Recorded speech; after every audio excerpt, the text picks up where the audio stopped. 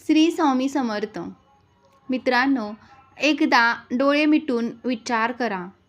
तुम्ही ज्या मुलासाठी रक्ताचे पाणी केले, स्वतःच्या आवडीनिवडी मारल्या, पोटाला चिमटा काढून त्याला शिकवले, तोच मुलगा उद्या जर तुम्हाला म्हातारपणी घराबाहेर काढत असेल किंवा तुमच्याशी 2 शब्द प्रेमाने बोलायला तयार नसेल, तर त्याचं दुःख किती मोठं असेल. पण तुम्हाला माहिती आहे का, गरुड पुराण सांगतं की तुमच्या मुलांचं हे वागणं ही त्यांची चूक नसून तुमच्या कर्माचं फळ असू शकतं. हो, तुम्ही ऐकलं ते खरं आहे. आपण मुलांना संस्कार देताना अशा काही चुका करतो ज्याचं पाप आपल्याला नरकात भोगावं लागतं. का तुमचं लेकरू तुमच्याशी उद्धटपणे वागतं? का त्याला घरापेक्षा बाहेरचे मित्र जवळचे वाटतात? आजचा हा व्हिडिओ तुमच्या डोळ्यातील पाणी थांबवणार नाही, तर तुमच्या आयुष्याची दिशा बदलेल. ही केवळ एक कथा नाही, तर तुमच्या मुलांच्या आयुष्याला वाचवण्याचा एक मार्ग आहे. लक्ष देऊन ऐका, कारण यातलं एक आणि एक वाक्य तुमच्या मुलांचं भविष्य ठरवणार आहे. श्री स्वामी समर्थ. कृपादृष्टी या आपल्या आध्यात्मिक चॅनेलवर तुमचं मनापासून स्वागत आहे. आज आपण एका अशा विषयावर बोलणार आहोत ज्यावर सहसा कुणी बोलत नाही.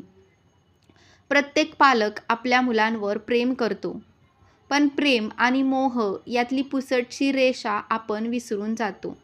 अनेक जण म्हणतात की आमची मुलं ऐकत नाहीत, मुलं मोबाईल सोडत नाहीत, त्यांच्यात कसलीच भीती किंवा आदर उरला नाहीये. मित्रांनो, आज आपण गरुड पुराणाच्या माध्यमातून हे शोधणार आहोत की पालकांच्या अशा कोणत्या कृती आहेत ज्या मुलांचे संस्कार गढूळ करतात. गरुड पुराण हे केवळ मृत्यूचा ग्रंथ नाही, तर ते जीवन कसं असावं याचा आरसा आहे. जेव्हा गरुड देवांनी विचारलं की हे प्रभू, माणसाच्या अधपतनाचं मूळ कारण काय, तेव्हा भगवान विष्णूंनी मुलांच्या संस्काराचा उल्लेख केला होता. आजचा हा व्हिडिओ कदाचित तुम्हाला स्वतःच्या चुकांची जाणीव करून देईल. तुमच्या मनात अपराधीपणाची भावना येईल, पण रडू नका, कारण जोपर्यंत आपल्याला आपली चूक समजत नाही तोपर्यंत सुधारणेला वाव नसतो.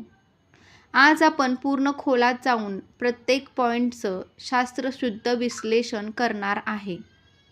हा व्हिडिओ शेवटपर्यंत पहा, कारण शेवटी मी असा एक उपाय सांगणार आहे जो 40 दिवस केल्यावर तुमच्या घरातील कटकटी थांबतील. चला तर मग व्हिडिओला सुरुवात करूया.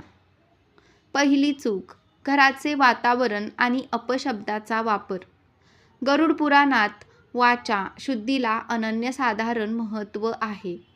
जर घरात सतत वादविवाद होत असतील, आई वडील एकमेकांचा अपमान करत असतील किंवा इतरांबद्दल हीन भाषेत बोलत असतील, तर त्या घरात वाढणाऱ्या मुलांची मानसिक जडणघडण विस्कळीत होते.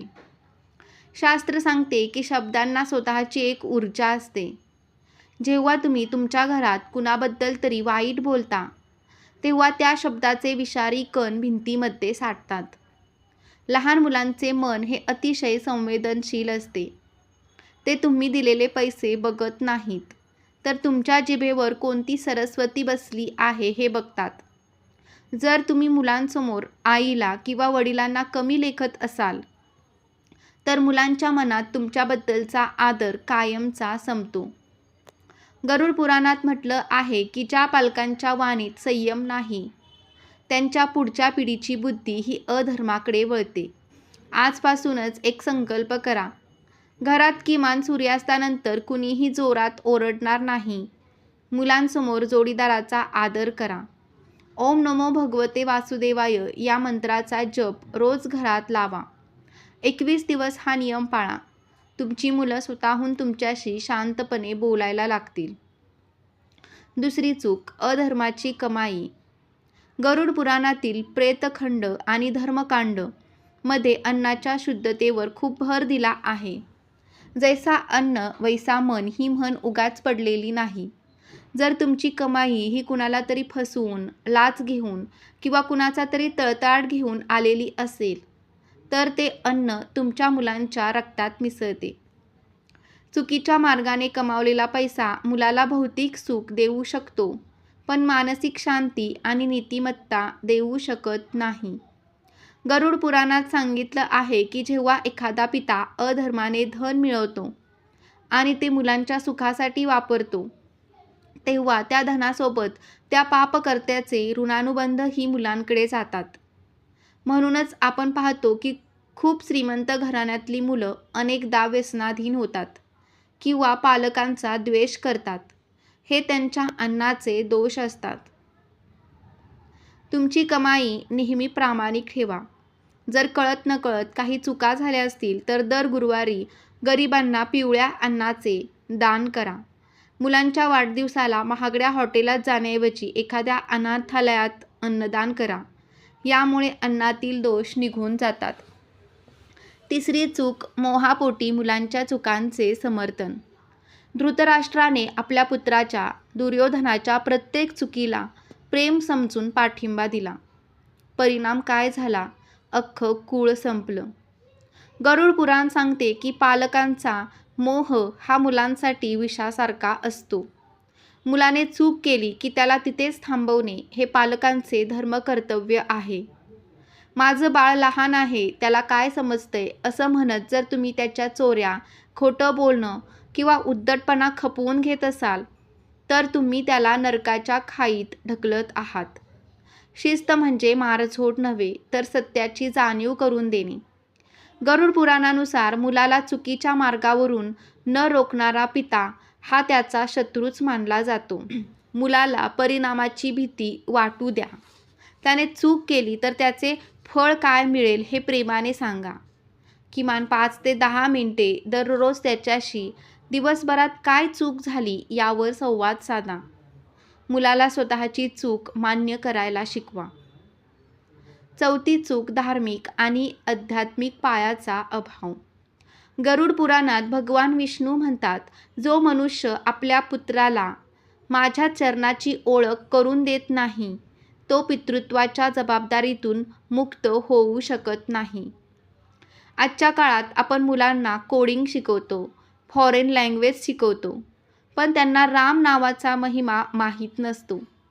जेव्हा जीवनात मोठं संकट येतं, तेव्हा तुमचं शिक्षण कामाला येत नाही, तर तुमची श्रद्धा कामाला येते. ज्या मुलाला देवाची भीती आणि देवाबद्दल प्रेम नसते, तो वाममार्गाला लागताना डगमगत नाही. गरुड पुराण सांगते की मुलाला किमान वयाच्या 7व्या वर्षापर्यंत धर्माचे मूळ ज्ञान, श्लोक, स्तोत्र, संतांच्या कथा मिळणे आवश्यक आहे. घरात एक नियम बनवा. संध्याकाळी दिवे लागणीच्या वेळी मोबाईल बंद आणि शुभंकरोती सुरू. मुलाला दर शनिवारी मारुतीच्या मंदिरात न्या. 40 दिवस मुलासोबत हनुमान चालीसा वाचा. त्याच्या चेहऱ्यावरील तेज आणि वागण्यातील नम्रता तुम्हाला आश्चर्यचकित करेल. 5वी चूक, मुलांची तुलना करणे. गरुड पुराणानुसार प्रत्येक आत्मा हा ईश्वराचा अंश आहे आणि तो स्वतःची स्वतंत्र कर्मे घेऊन जन्माला आला आहे. जेव्हा तुम्ही तुमच्या मुलाची तुलना दुसऱ्याच्या मुलाशी करता, तेव्हा तुम्ही त्या ईश्वरी अंशाचा अपमान करता. बघ, काकांच्या मुलाला किती मार्क्स मिळाले आणि तुला बघा. हे वाक्य मुलांच्या मनात तुमच्याबद्दल तिरस्कार निर्माण करते. त्यांच्या मनात ही भावना बसते की तुम्ही त्यांच्यावर नाही, तर त्यांच्या मार्कावर किंवा यशावर प्रेम करता. गरुड पुराणात सांगितलं आहे की कोणाच्याही आत्मसन्मानाला धक्का लावणे हे मानवी पापांमधील एक मोठे पाप आहे. यामुळे मुलांमध्ये तामसिक प्रवृत्ती वाढते आणि ते पालकांपासून दूर जाऊ लागतात. मुलांच्या गुणांची तुलना करू नका. त्यांच्या प्रयत्नांचे कौतुक करा. त्याला सांगा की तू कुणासारखाच नाहीस, तू फक्त तुझ्यासारखाच आहेस आणि मला तुझा अभिमान आहे. त्याच्या सकारात्मक गुणांची यादी करा आणि त्याला ती ऐकवा. 6वी चूक, घरातील वडीलधाऱ्यांचा अपमान. तुम्ही तुमच्या आई वडिलांशी कसे वागता ही तुमची मुले कॅमेराप्रमाणे रेकॉर्ड करत असतात. गरुड पुराण सांगते की आई वडील हे पृथ्वीवरील जिवंत देव आहेत. जर तुम्ही तुमच्या घरातल्या देवाचा अपमान केला तर तुमचा मुलगा तुम्हाला देव कसं मानेल? पितृदोषाचे एक मुख्य कारण म्हणजे जिवंतपणी आई वडिलांना दिलेला त्रास.